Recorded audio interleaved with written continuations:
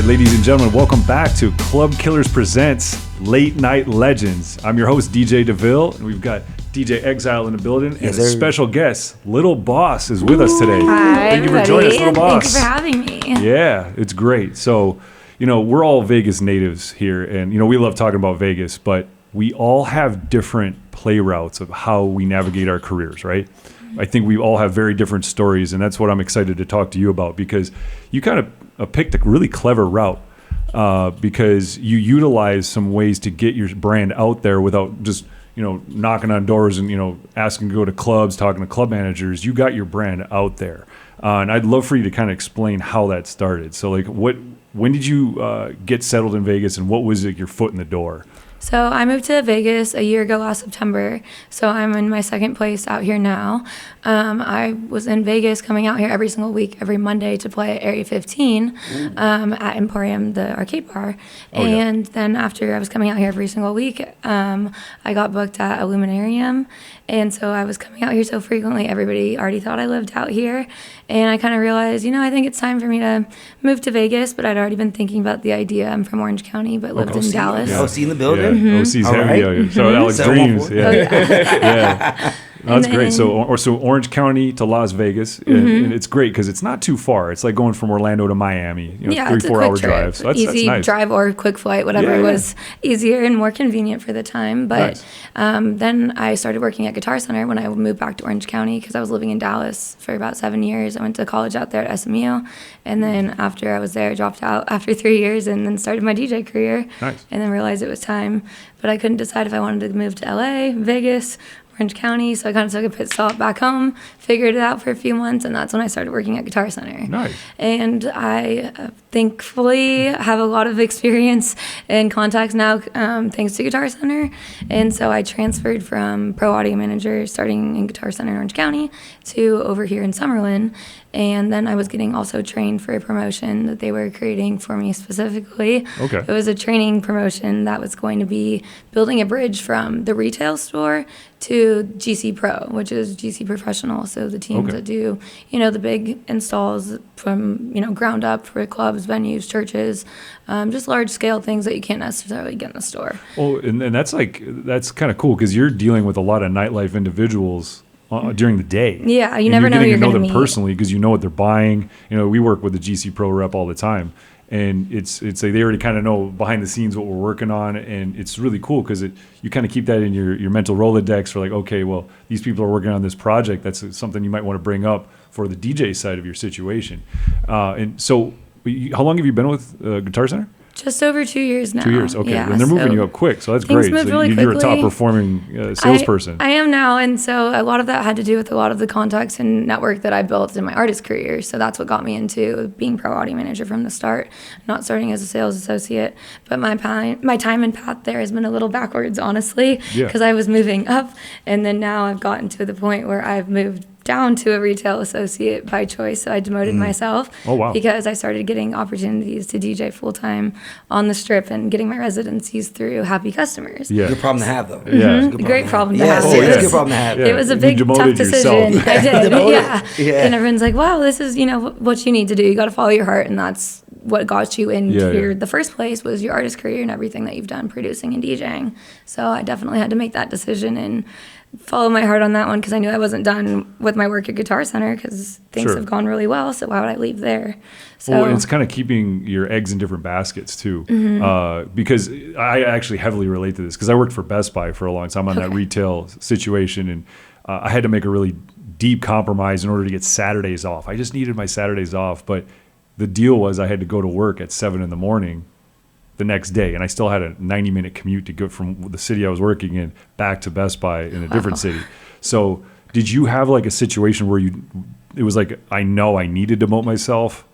Was it just getting too much? Yeah, because I couldn't have a full-time job. I was a pro audio manager at the time, and then I got the opportunity to be a resident DJ at Dry Bar at Cosmopolitan Hotel on the Strip full-time, 5 days a week, 8 hours a day. So then I started. The balance. There was no way. There's no way to do it. I mean, at first I was probably working 20 hours at Guitar Center and 40 hours, pretty much 40 hours at Cosmo, and I only had Mondays off. But it was completely worth it. But I needed to take a break and even do less hours at Guitar Center. So now I'm only there 8 hours a week. Well, that's awesome though. But you still have your foot in the door. No matter what happens, you're always kind of keeping that relationship open, and having that business available to you as well. Because there's obviously benefits to being an employee there. Exactly. So it's great. So it kind of one hand shakes the other there, and it's cool because you had to take a plunge. You had to take the risk, and I think there's a lot of DJs out there that can relate to this where. When I call it when I went professional as a DJ, because I've always been a DJ since I was 16. But when I went pro, did you have like that when you start paying taxes? Yeah. Those 1099s, man. Yeah, that's I get it. yeah, absolutely. Sure. You got to pay taxes, right? And, when you're making enough money to pay some taxes on your DJ, that's a beautiful thing. It's a great problem to have. Yes. But it's scary, right? Like because when you go from like a regular day job that everybody expects you to have. Hey, I'm going to be a DJ full time. A lot of people, it does not compute. And a lot of like your colleagues that you work at your job, they look at you like, are you crazy? You're going to be able to do that? And then all of a sudden, they see you in a couple of years and go, wow. Like I still get people messaging me from when I was a kid saying, I can't believe you're still doing it.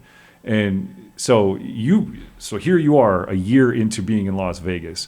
Things are changing for you because I was actually looking at your Instagram. You just did your first headline at Time, correct? Or was it Ego? So I headlined at Ego, but I have played support. Was it after hours? For Time, yeah, multiple times. Was it? Oh, I love that spot. Ego was crushing it on the after hours. Yeah, they're killing it. So what kind of set was it?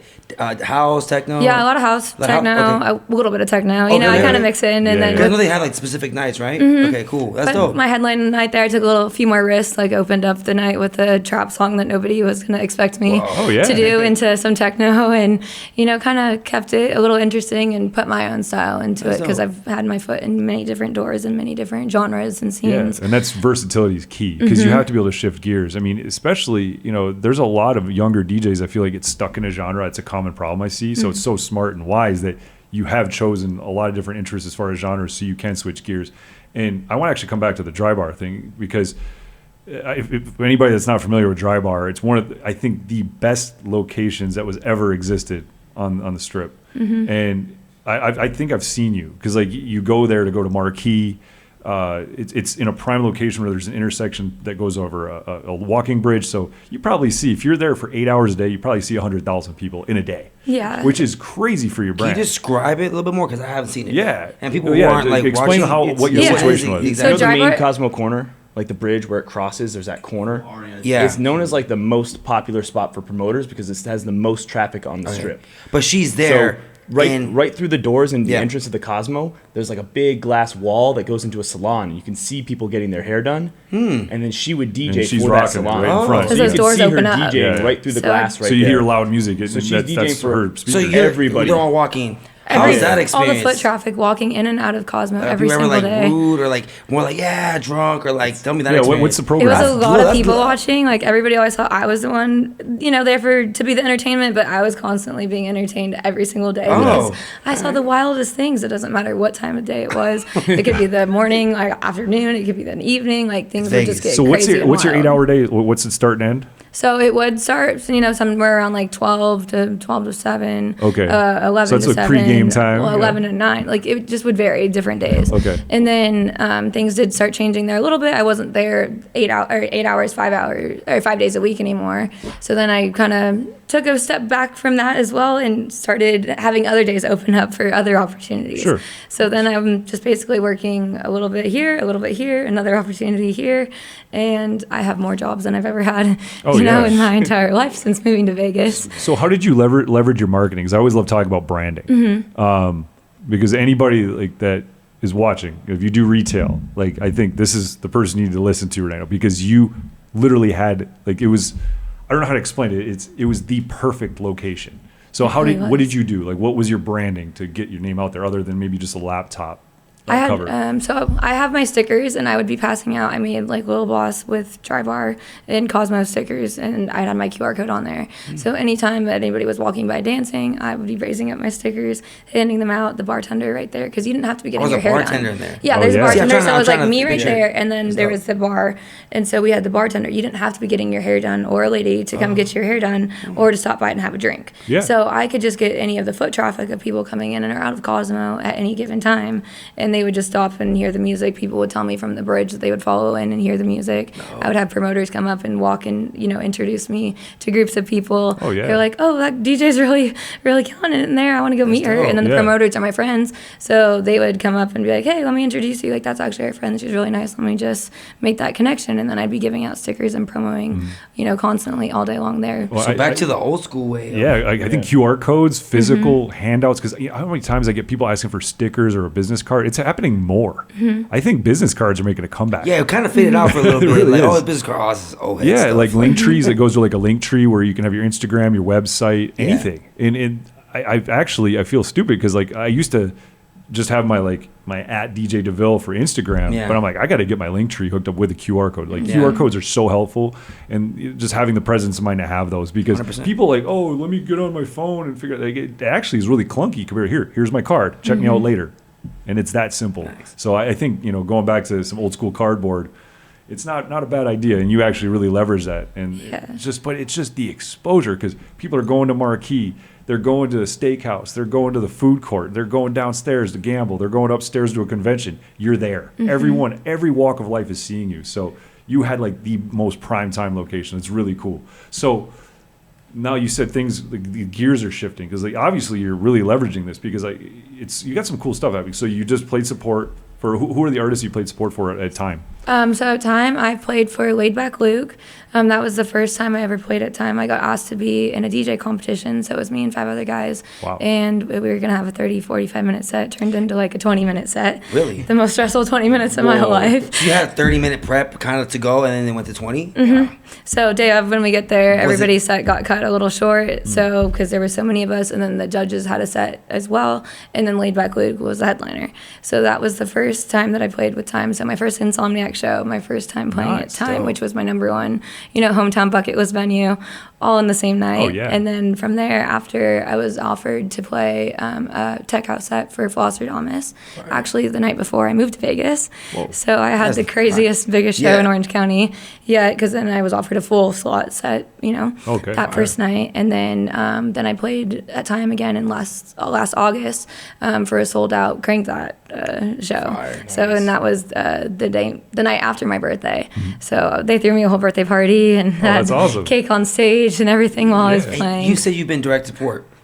Real quick, I don't know a lot about dance. I'm more on the Latin hip hop side. So for dance music, when you're opening up for these guys, I genuinely want to ask is how do you open up for them? Like I know for a headliner, like for like a 5 or a DeVille, I'm gonna hold back some hits. I'm gonna give you some energy. How does it work in dance? Like, cause I would play like Calvin Harris at 12, like 11:30, and people would be like, "Yo, bro, like you can't be playing this at this time." So how do you open up? And how do you switch your sets up from like tech house set to like someone you're opening up like a Laid Back Luke who's more like, a little more pop house or progressive house. So well, luckily for Laid Back Luke, they gave me unlimited, free will to do whatever type of set I wanted. Okay. So everybody else played predominantly just a house set. I was like, I have 20 minutes to show, Time Insomniac what I can do in this so short amount of time. So I went kind of all over the place, anywhere from house to techno, few bass tracks, some D&B. I kind of went all over the place and just tried to take it as many directions as I possibly could. And actually the judges came up to me afterwards and they're like, thank you for, doing something different, taking the risk. Like it was very much appreciated and noted. And so we were all over the place and made it flow from, in that short amount of time. Yeah. And they're like, we really enjoyed 20 that. 20 minutes is not a lot of time. Yeah. Especially they gave you originally, 40 minutes, you said? Yeah, I think it was like about 40, 45 minutes originally, and then it was cut down to 30, and then it was about like 20, 25 minutes, and it was the most stressful. Do you make your own edits, anything like that? Yeah, so I was producing before I was DJing. That helps. That's what I was gonna ask. You said you were an artist. I was singing, but you produced dance music. Yeah, so I've been a producer before I started DJing, and then I learned how to DJ so I could play my own tracks. And now I'm at the point where I'm actually recording my own vocals. I don't know if I'm like singing, rapping, talking, combination of kind of all of them. Yeah. But I'm able to fully write my lyrics and then, produce a song around that, or produce a song and then write my lyrics around that. And the last step in this whole production before I really start unleashing all this music is getting my own voice on my tracks. Right. Because I've done everything else and learned how to, That's a arrange, rare produce, combination mix, of master. all the things. I wanted to learn And how you to get do your it own all. royalties. You know what I'm saying? So everything streams. is I want to be independent, honestly. my name is Lil Boss, so Yeah. I don't want to be a little fraud and be controlled by, anybody else. So Yeah. I've been, taking my time with this and not rushing this project, but I know that there's a lot of momentum and a lot of, great things going for me right now. So I'm excited for all this music to finally come out, and really felt like I've grown into my voice and this confidence of, being the caliber and level of artist that I'm at and where I'm trying to go and heading. But it's really a lot of thankful opportunities from my customers at Guitar Center that helped me get all these, because even from Cosmo playing at Dry Bar, that's what led me to Club Ego, because the promoters for my house also throw shows at Club Ego. So then they were like, hey, come with us, we have a spot for you, I think that you'd really enjoy playing at. Which was like the holy grail saving grace, because I came up from the underground.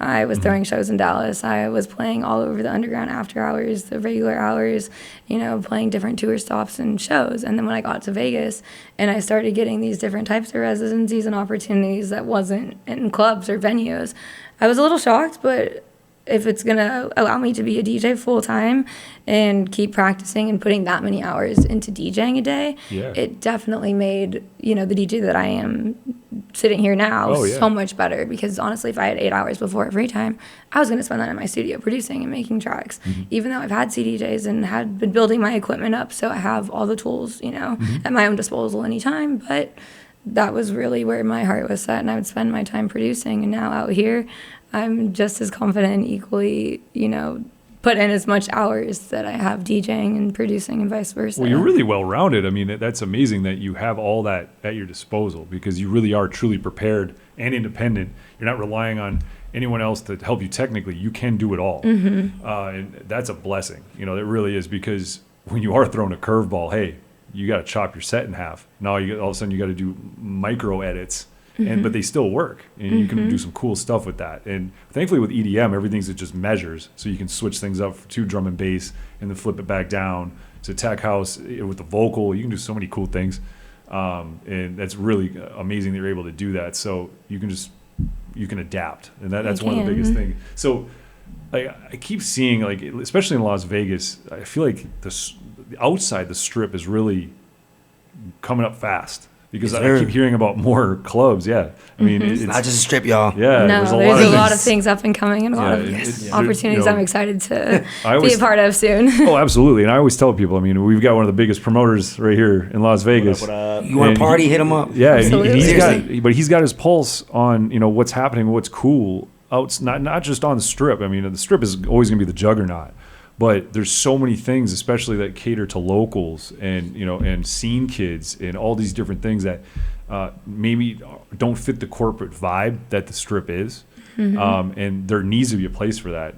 I always say, like, from Jurassic Park, life finds a way, right? So the underground scene is going to pop up somewhere. And it's not going to be on the strip. I mean, they've tried it. It usually doesn't do that well because it's not that type of customer.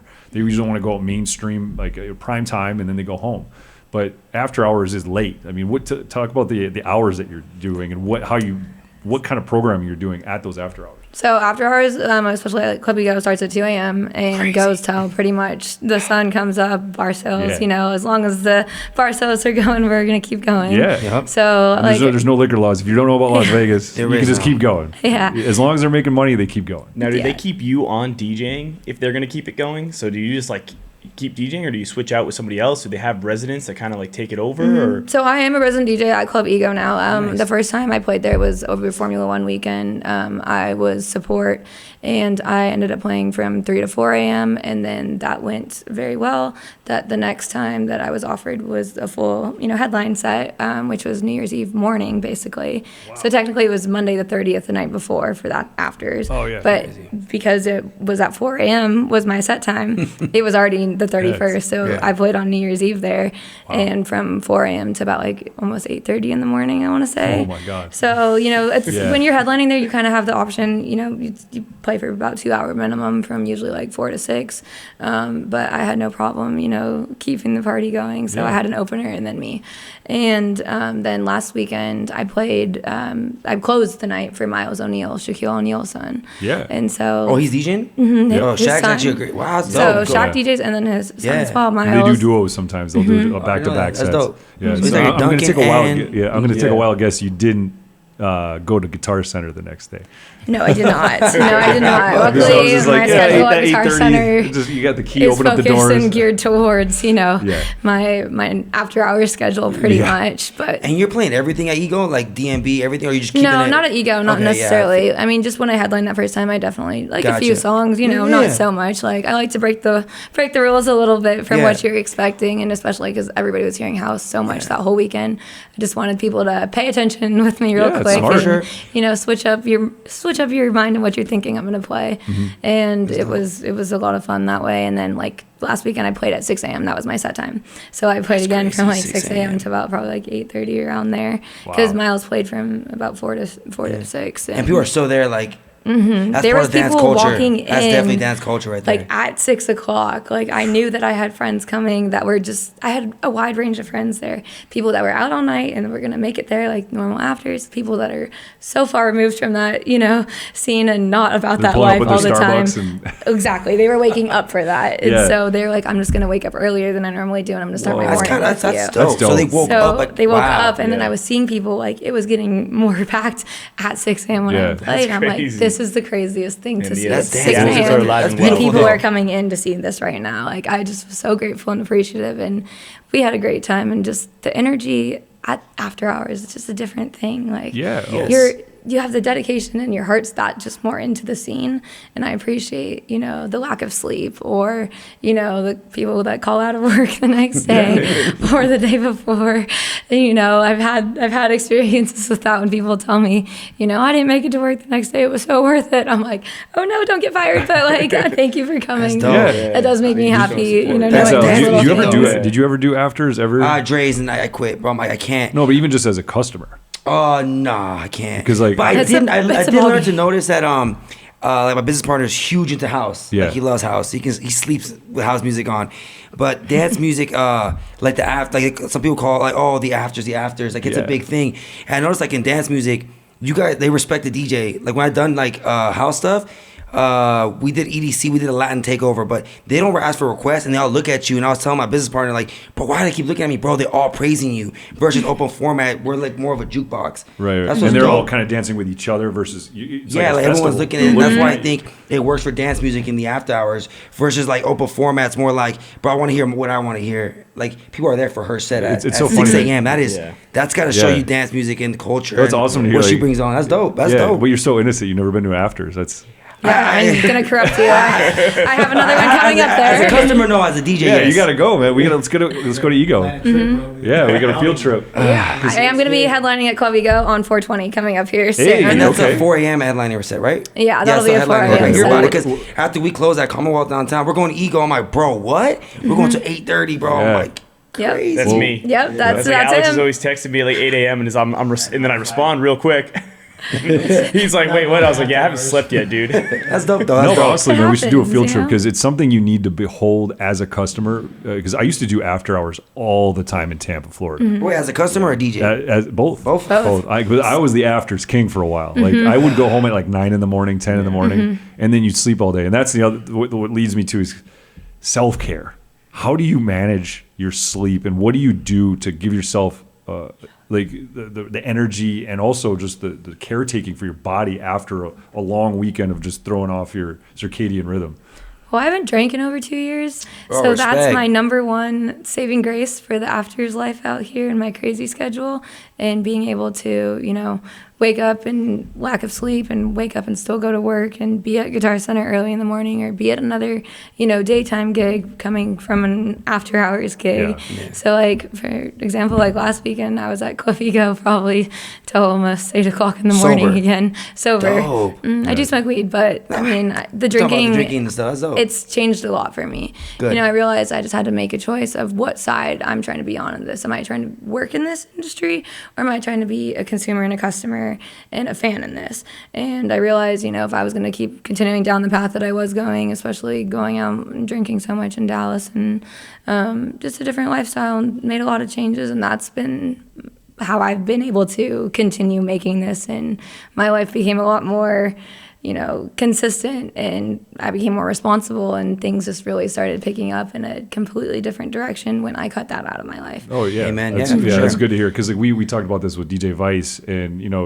there was a time where you had to be a raging alcoholic to be a successful DJ because you were center of the party, and I really am glad to see, like, the I call them the Zoomers, the Generation Z crowds. They're not drinking as much. They're really not. And what do you think? This is the other thing I want to talk to you about. Since you've already taken a really cool alternative path to marketing yourself through retail, what do you think about these coffee shop and just vibe experiences where it's a non-traditional DJ location where they're doing remote battery-powered speakers, even pop-ups? What do you like that, or is that something that interests you, or what's your thoughts on that? I absolutely love it. I have another residency out here every Tuesday, actually, that's very removed from the Strip, but not too far. I'm a resident DJ at Lee Canyon, the ski and snowboarding resort. So I started playing there about a month ago every single Tuesday, and then I just played there last Saturday too for International Women's Day. So I actually played like all day on the mountain, and I just played there yesterday. Yeah. I absolutely love it. It's a completely different change of location. How's the reception with the skiers? Because I've seen like Diplo do it in Hugel,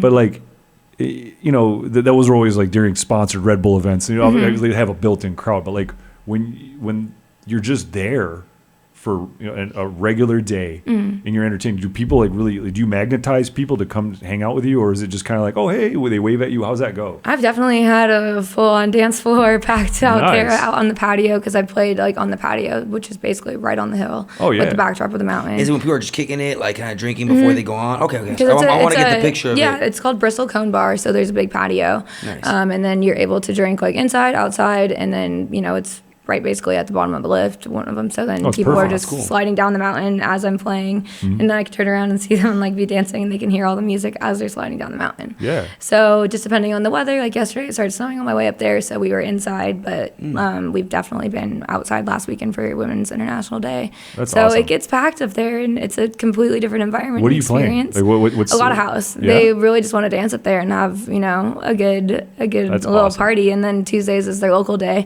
So it's been great to get to meet people that are other industry, especially people that are all working on weekends, and then they're off Monday, Tuesday, Wednesday, or some of those days. Yeah. So it's been really great to have these type of opportunities, but that also came from Guitar Center.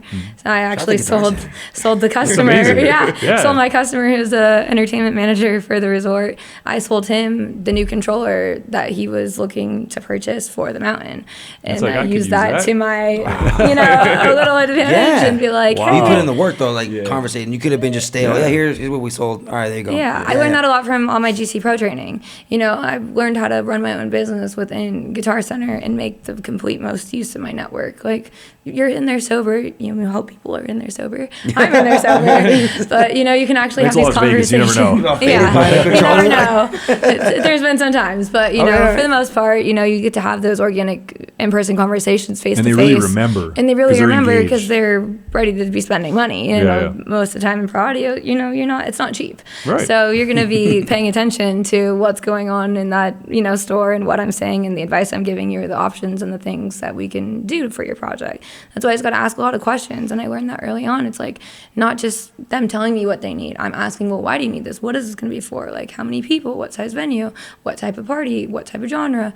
And then with all that information that I receive, I can help them the best, and then also figure out how to make myself available as offering work for you're what like I your can own do. booking agent. And Yeah, having a I whole am, conversation 'cause- sober, they're gonna remember you. Versus drunk, I don't remember a meeting. Where was it at? Versus Yeah, that's really great. cool. And if someone is actually in there currently, having a growing career, that's, they can follow and track through my, social media and contact, they come in there and they're like, I saw you and met you 6 months ago in here. And then they come in 6 months later and they're like, your life is completely different now. Yeah. Like the progress and things that you've done, it's incredible and crazy. And they like following along that journey with me.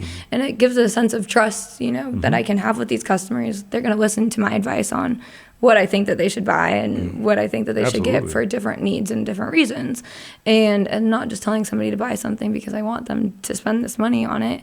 I wasn't getting commission before I was a retail associate. I was just a manager, and my job was to just help people. And I was the only pro audio person at my first store, and I was the only one who knew anything about, So you really are like behind the scenes. You are seeing all the Completely. technical stuff. Oh, completely. Like, So I'm a huge nerd. You know how to like what's it called when something's not working?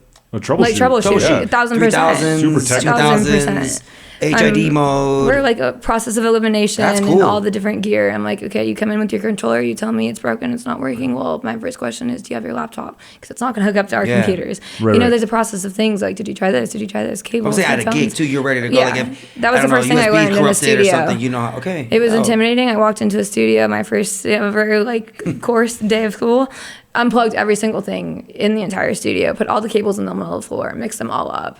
I was about to cry.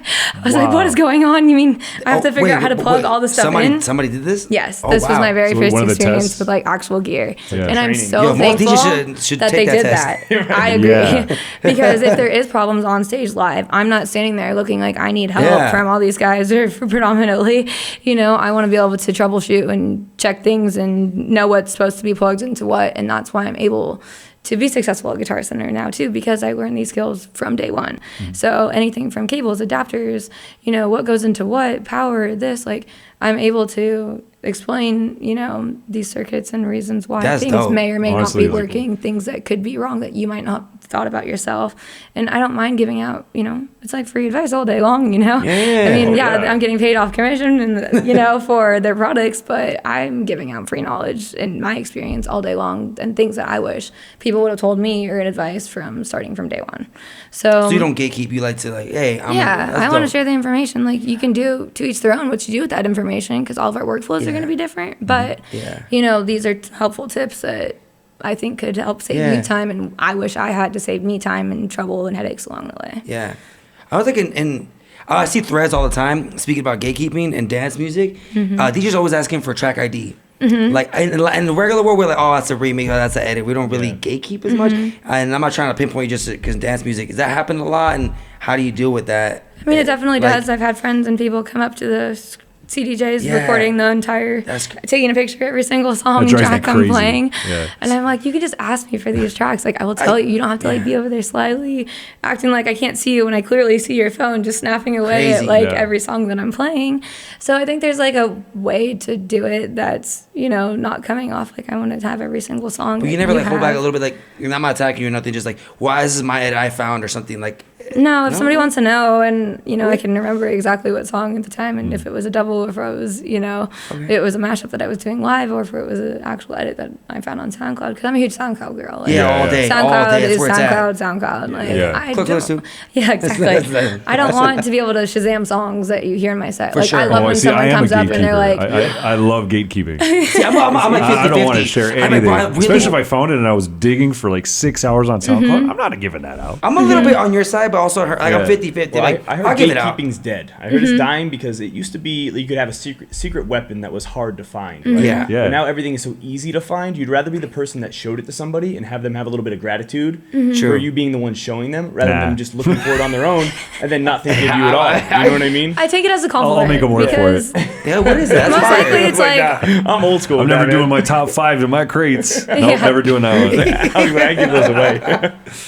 it's like usually I've already played it, and that's when they're hearing it, and that's when they're trying to get the tracks. Yeah. It's like, okay, well, I like to switch my tracks. I'm not playing the same set every single time. Well, that's a great thing Like, about Tech House and yeah. anything like that. There's so many songs. So many You could have a new songs. set every week. I do have a new set all the time, like every single week. Any and I VIP just run like off- that you make Oh yeah, absolutely. Of my own, even like of my own unreleased like VIPs, I'll be making too, because I'll start playing that one, too many times, and I'm like, okay, we got to switch it up. Do you ever share your edits, or do you keep them for show only? I gatekeep my own music for right now, because I'm trying to figure out the path of what I want to release, because I started producing and DJing and dubstep and all the bass music, and then rhythm and trap, and then got into house and techno and drum and bass. As you should, though. You got to protect your library. All over the place, so I am open format. Rhythm and trap was your first, bass music was your first like introduction to dance music. I'm like, I want to be a dubstep producer. That's what I want to do. And then I never thought I would venture off into so many different lanes. And then now, even out here, like during the rodeo out here, I was playing country music for 2 weeks straight at Cosmo, which I never thought I was going to do. And everyone's like, I didn't know DJs, they were country DJs. And I'm like, there definitely are. Like,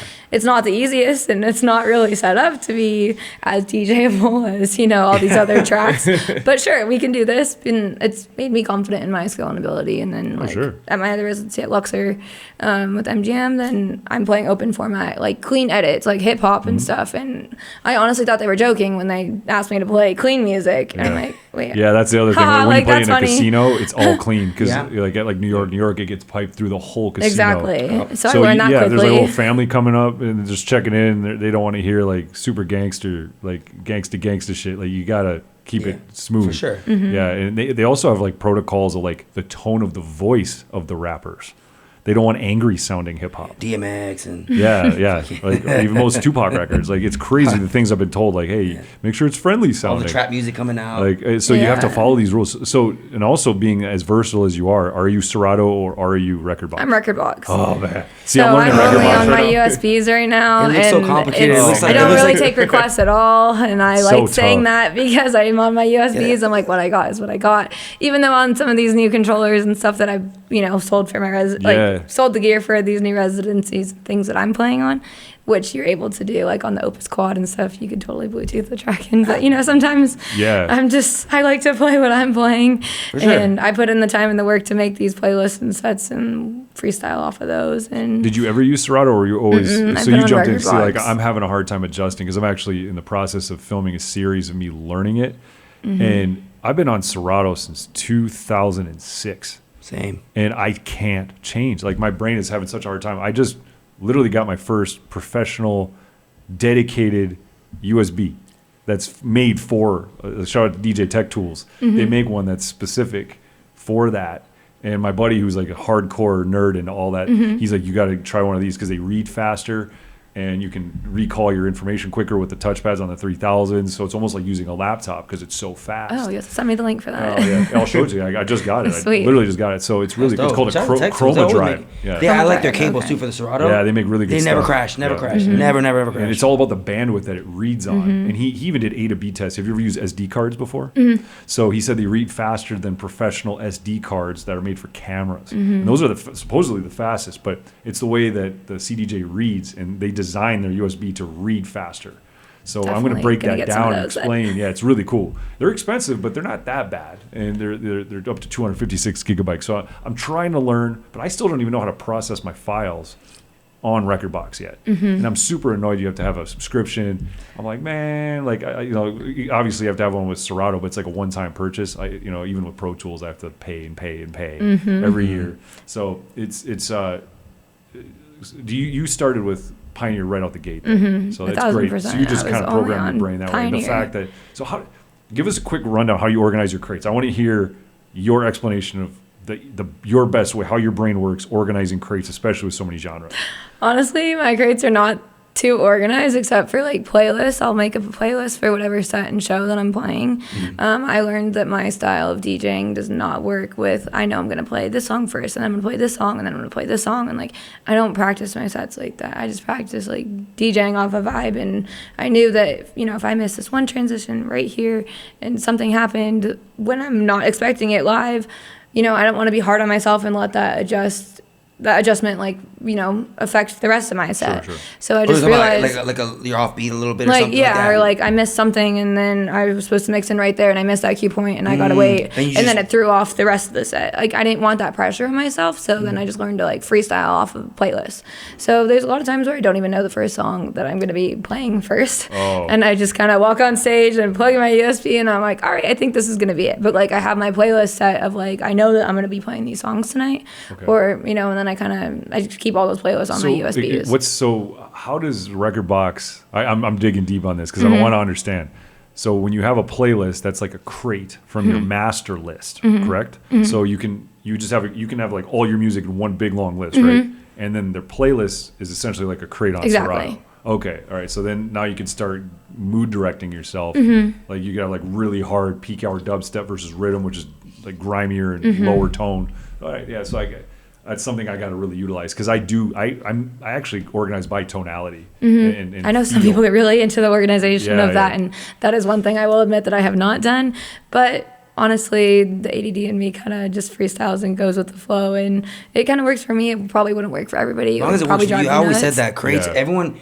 Some people are BPM. There's no rules. Whatever works there's for no you. rules. It's just your own workflow. It's whatever works for your brain, because your brain might work different. Exactly. But I definitely need to hear these tips because I have no idea what I'm going to do. And I just need to create some sort of chain link between Serato, workflow, and Rekordbox. And you know, I know there's a lot of DJs out there that are resisting it, but with the evolution in the technology, you've seen the jump. Like when it went from Nexus 2 to the 3000, it is a laptop in front of you. You have two laptops with wheels. Yeah, that's literally what it is.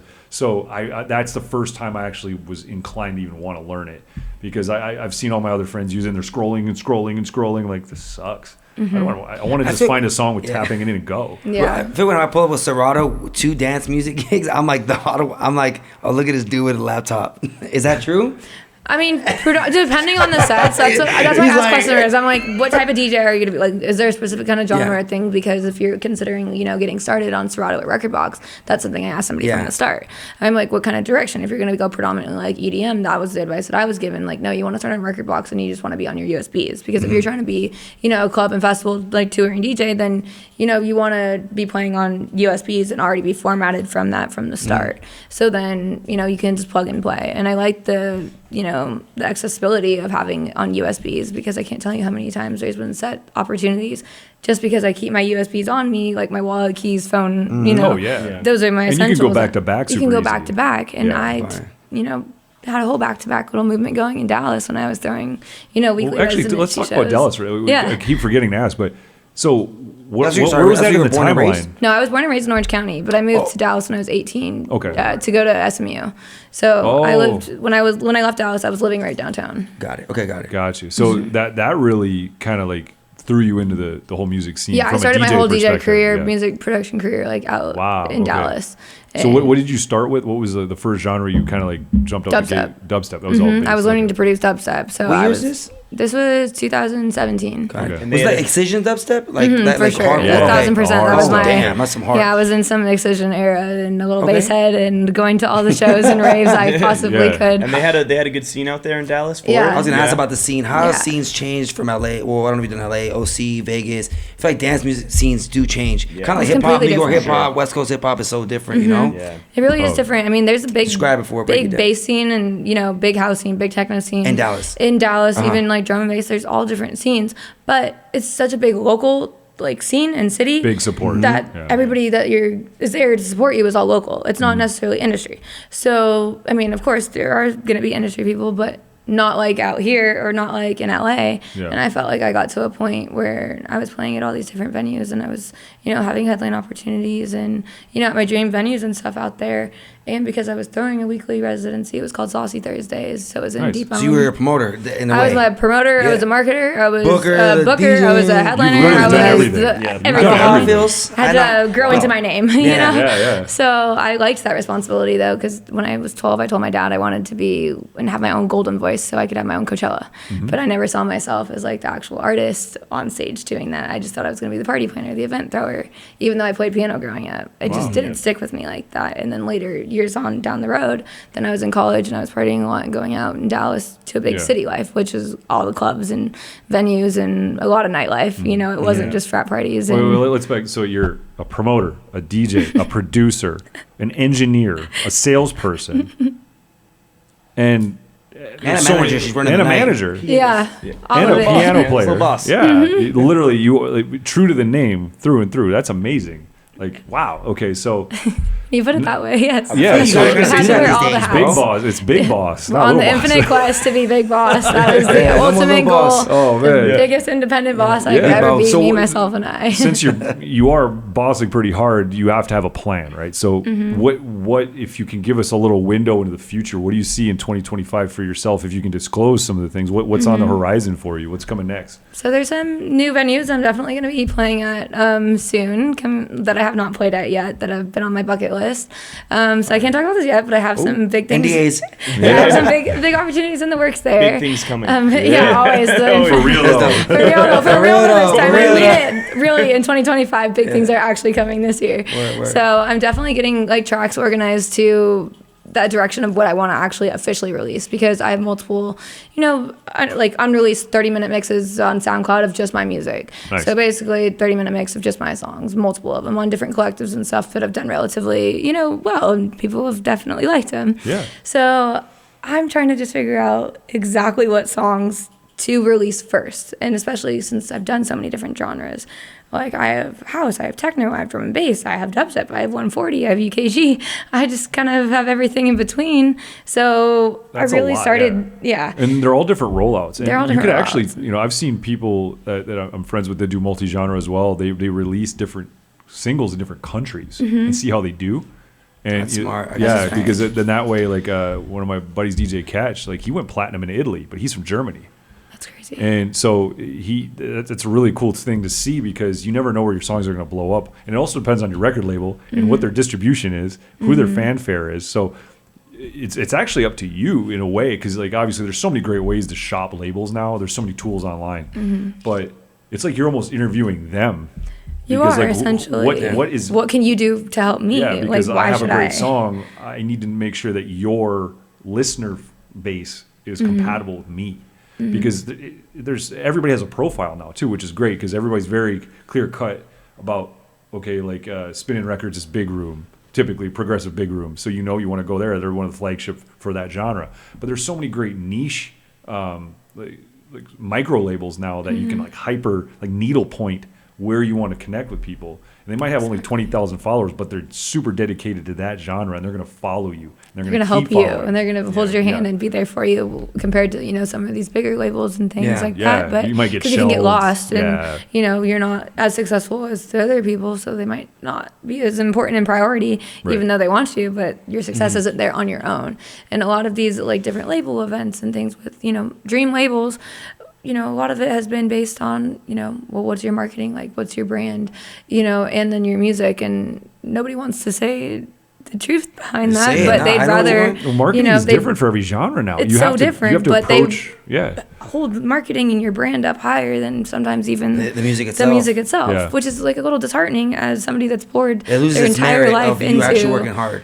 putting it into the art. So I'm trying to have, my brand, my network, my music, all three of those lined up so that I have the successful, How do longevity you of this got career. it? You just said triple threat. yeah. That's really, the you goal. said 10 times threat. You got the triple threat. Yeah. I'm That's the- trying, but that's why I want to stay independent, I think, because you do wanna after stay- I've been weighing back and forth, and that's another thing that's taken me so long to get to this point, because I didn't want to rush and do something and make a mistake and sign to the first label that's given me, asked me for music or, given any type of attention to me.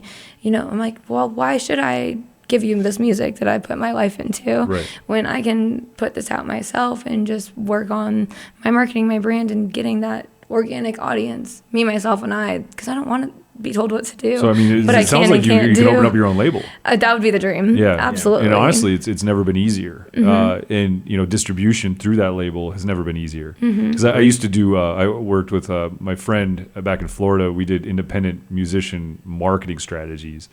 And all the tools are there. You really like even Drake proved it when he did the 100 gigs release. He proved it. He proved to his label. He's like, I don't necessarily need a major, and it was kind of like a showcase of that. If you already have a strong audience and you leverage that audience to work for you, the rest is digital distribution on its own, word of mouth, popularization, like virality through social media.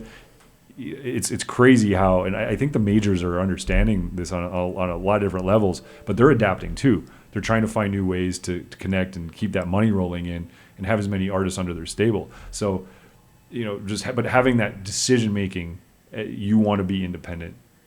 It does really put a lot of responsibility on your shoulders. It really does. So do you have people that you work with, do you delegate tasks to that you trust, or are you trying to really, because at some point as a business owner, you have to learn to let go. That's one of the hardest things any independent business owner, it's a cruel lesson, but letting go of something so someone else that's a specialist can do it for you and do it exceedingly well. Do you have people that you are starting to delegate those tasks to? I'm definitely slowly trying to build my own independent team. So I have that, ability to let go of that responsibility and not have to rely and wear so many hats, me, myself, and I. But up until this point, I'm working on building all my businesses and all my money, through all these different jobs so that I would have the funds to be able to employ somebody to work, specifically on my team and for me, and not necessarily even somebody that's already doing this for other artists and have these other teams. Like, I want people that are going to be on my team for me, myself, and I, and then we're going to build this up together from the ground up. And slowly that's been a big thing of letting go of that control, because I do want to be in charge of everything and not have somebody control me. It's tough. So I think it comes from you balance. running your own, having so many hats, you worn them for so long, and doing it so well. I understand where you're coming from. I had that choice, but I've had to learn how to do all these other things because I wasn't financially able to afford these things to have these people dedicate their, their days working to build my own, business. The fact that you have done every job means that you will know if someone is doing that job well. Because nobody can throw the wool over your eyes. You know, hey, I did this job. You're not doing it well, or hey, you're doing an amazing job. Thank you. So it gives you that wisdom to keep elevating and then maintain your team. Because we're a small team here at Club Killers, and we all help. We have overlaps, but then we also have our specialties, and that's what makes it so great. Because we are like a family, and we're like a team. So as you continue to grow that, it's going to be really exciting. But one thing that's always interesting is nobody cares about your brand more than you. Exactly. So you have to supervise everyone. You have to keep an eye on it. So you can't just let go control completely and step away and not know what's going on. Yeah. Like, I would hate for things and moves and decisions to be made if I wasn't involved, and if that was somebody's work style, like, oh no, I'm just going to do this and she'll like this. No, I would want to be included in every single decision, every step of the way. Yeah. So, I slowly have people in mind that I'm, it's trusting awesome. to get to that point of even considering to actually be my manager and, things to help build this where it needs to go. Because I know realistically I'm getting to that point where, it's getting overwhelming doing this all myself. And the second I start releasing all this music, That's things a are job. gonna That's just start a job getting right there. even crazier. Yeah. And so, even just working with the same media and videographer and photographer and people that I know that I can trust that are gonna, I like their work and I'm gonna be happy, and that's one less thing that I have to worry about, at my shows, because of the shows and that I am playing. It's got to be documented and got to get the professional content. I have to pay whatever it costs to have this content and this, receipts and evidence of what I'm doing for everybody that wasn't able to make it there themselves, because then that makes them want to go. It's a power perception too. The next Question time. about the content. I feel like, again, I'm attacking dance, but like in dance, you it's important to record these boiler room style. Like, do you do that, or like highlights and stuff like that to release live sets? Live sets. That's a really big thing. Yeah, like, it is becoming it's big. It's big. People really want to hear us DJ. You're grabbing all that stuff. I'm setting my whole place up right now to do that, because I mean, like when you go out to Ego and stuff, or do you do recaps? Or I do recaps and everything. Like, I pay my media and videographer, photographer to come. Do you record your sets record also? my sets and stuff too. But I haven't been releasing like the full set from Ego or every single time I played.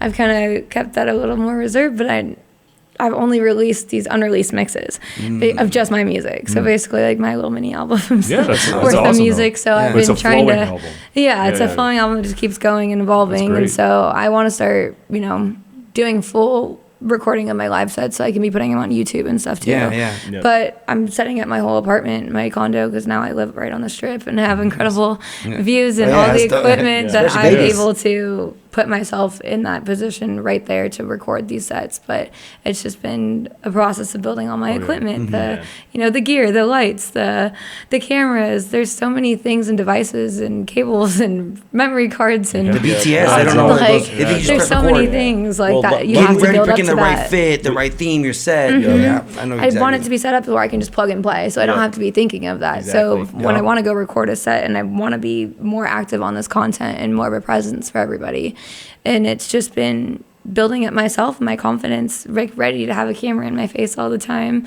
And it's just more self-work to get up to this point where now I have the confidence, I'm ready to do this and really try to grow my own market that I've been on reserve. As we're talking about that too, what are your preferred platforms? Let's, as we talk about this, make sure you shout it out. That's what you're here for, is promote yourself too. So what are your preferred go-to platforms that you truly utilize well, that you prefer to use? SoundCloud and Instagram are my two right now that I've been focused on. Do you see YouTube in the mix at all? Yeah, I have a YouTube, but I just haven't really been pushing out the content on there because I want to do like more longer style format, content for that. And I do want to get on, I have all the equipment to do podcasts and everything myself. I have the Rodecaster, and I'm ready to have people over and interview people and sit down with people, my friends that are in this industry, to do that kind of same thing. Oh yeah, because they got to know us, and we gotta Absolutely. start talking to people and networking. It's part of the job. It's fully showing face and putting yourself out there and talking with people. So now I feel like I have this like organic, very, very loyal local following here in Vegas that I've like never had outside of here as much as I do here. Like, especially they're showing up at 6 a.m. Yeah, these are some down-ass people, and I appreciate, and I see every single one of them, and then they're going straight to work, That's really dope. It's something very incredible and unique that I'm ready to unleash all this music for all these people that have been waiting years and years and years. Like, is it coming? I promise it's all coming. But it's just been a lot of, growing up and figuring out what I want the future to look like, and how I want my life to be and who I want to be in my life, and making changes so that I can continue growing and I'm not surrounded by the wrong people that are not going to be the you've navigated and the right exceedingly people well. I can tell do you this, because you have to have the right friends, family, support to do this, or else it can be a lonely a little scary life if you turn to the wrong. It can. To the wrong It's not traits can in be. this. It is. But you've really made some very wise decisions early on in your career. Like, seriously, it took me many years to discover some of the things you've done in a very short amount of time. So I commend you on that. Thank you. I appreciate that.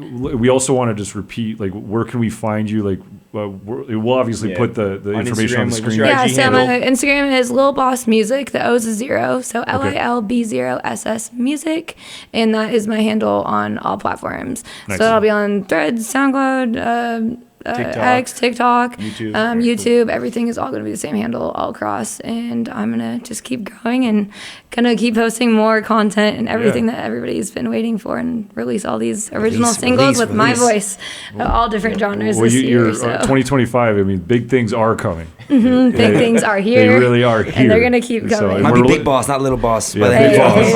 I'm here for that too. Yeah, I love it. So we're definitely going to have to do a road trip, field trip out to the Ego. You got to see it. Yeah, definitely. We're holding him accountable right now. He's always at Ego. So I am too. So now, guess what? You'll be at Ego too. So you don't have hookah no more, huh? Oh, dude, I went once for hookah. Well, we'll bring your Starbucks and we'll get you up early. We'll do that. Coffee. Yeah, that'll be okay. I'll bring a vape. That's great. So once again, next best option. Club Killers, thanks you for coming on the show. Yes. Thank you guys for having me. It's just Lil Boss. It's just Lil Boss. Thank you so much, Lil Boss, for coming on the show. Thank you. So once again, we are Late Night Legends. I'm DJ DeVille. Exile, thank you again for coming through, and we'll see you on the next one. Late Night Legends, Late Night Legends. Direct from Vegas, it's the Late Night Legends. Late Night Legends, Late Night Legends. Club Killers, let's go. Late Night Legends, Late Night Legends. Direct from Vegas, the world famous Club Killers crew.